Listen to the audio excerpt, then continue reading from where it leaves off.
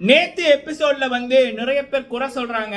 ஆனா குறை சொல்றவங்க பல பேருக்கு தெரிஞ்சிருக்கும் விஜய் சேதுபதி அவர்கள் எதை நோக்கி கொண்டு போறார் அப்படின்னு. 1990 இருந்து 2000 ஆண்டு வரைக்கும் எதிரணி வீரர்கள் பேட்ஸ்மேன் இந்தியன் கிரிக்கெட் அணி பேட்டிங் பண்ணிக்கணும் நினைப்பாங்களாம். சச்சின் 50 100 150 அடிக்கைக்குள்ள பிச் ஈஸியா இருக்குது, நம்மளும் பூந்து விளையாடலாம் அப்படின்னு.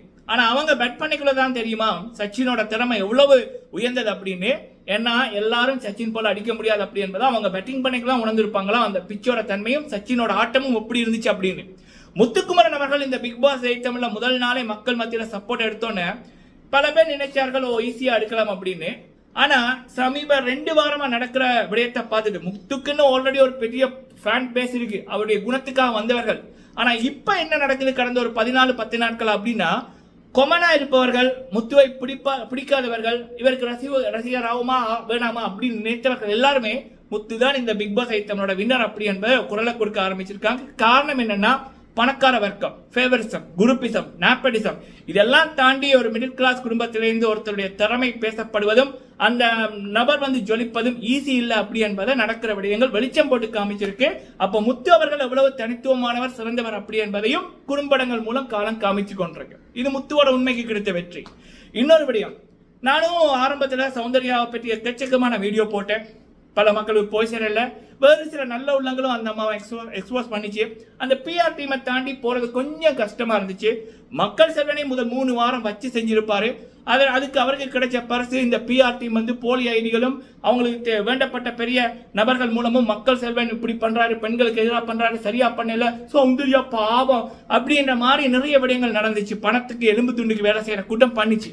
ஆனா நேத்து எபிசோடோட சௌந்தர்யாவை எல்லாரும் காரி துப்புறாங்க. அந்த அம்மா ஒரு மகாராணி மாதிரி உள்ளுக்குள்ள இருக்காங்க. குக்கிங் டீம்ல இருக்காங்க. டாஸ்க்ல ஃபர்ஸ்ட் ரவுண்டே அவுட் ஆயிருவாங்க. ஆனா குக்கிங் பண்ண மாட்டாங்க. ஃபேவரிசம் எப்படி இருக்கு, புல்லிங் பண்ணுவாங்க, அடுத்தவங்களை கேவலமா பேசுவாங்க, கிரியேட்டிவிட்டி எதுவுமே இல்லை, மண்டல சரக்கே இல்லை அப்படின்னு இவ்வளவு நாள் இப்ப நானே சில நண்பர்கள் சொன்னதை இப்ப பல மக்கள் சொல்றாங்க அது என்னத்தை பண்ணிச்சுது, எதுக்கு உள்ளுக்குள்ள இருக்குன்னு. இதுதான் நான் ஆரம்பத்திலே சொன்னேன், மக்கள் செல்வன் ஒரு ஆட்டம் ஒன்று ஆடுறாரு அப்படின்னு. அடுத்தது ஜாக்லினோட ஃபேவரிசம். அவ்வளவு சொன்ன ஜாக்லின் சௌந்தர்யா காப்பாத்துறதுக்கு கடைசியில மாட்டுப்படுவான். அப்ப ஜாக்லினோட அந்த பொய்யின் உருவத்தை வெளிச்சம் பண்ணது என்னது, பல மக்களுக்கு புரிய வச்சது என்னது, இங்க ஒரு பயங்கரமான ஒரு ஃபேவரிசம் நடக்குது அப்படின்றத காமிச்சது எது, நேத்தியான எபிசோட்.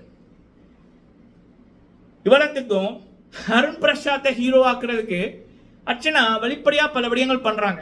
லட்சங்கள் செலவழிச்சா தகவல். இந்த சௌந்தர்யா ஜாக்லின் 8-10 லட்சம் மணி பிஆர் டீமுக்கு கொடுத்தது போல அர்ச்சனா பெரிய தொகை கொடுத்துருக்காங்க. ஏன் அவங்களே ஒரு பிஆரா மாத்தி வெளிப்படையா முத்து அட்டாக் பண்ணாங்க.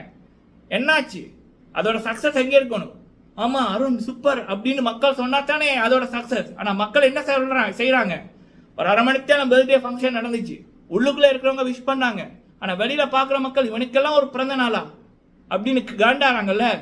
அப்ப அருணுக்கு அது பெரிய இழப்பு இல்ல, பெரிய ஒரு நெகட்டிவிட்டி இல்ல, அது எதால கிடைச்சது, நேத்தியான எபிசோட்.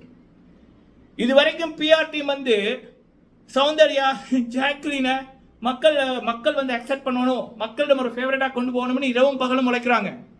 ஆனா அதுகள்ட்ட மண்டைக்குள்ள ஒன்றுமே இல்லை, ஃபுல்லா நெகட்டிவிட்டி.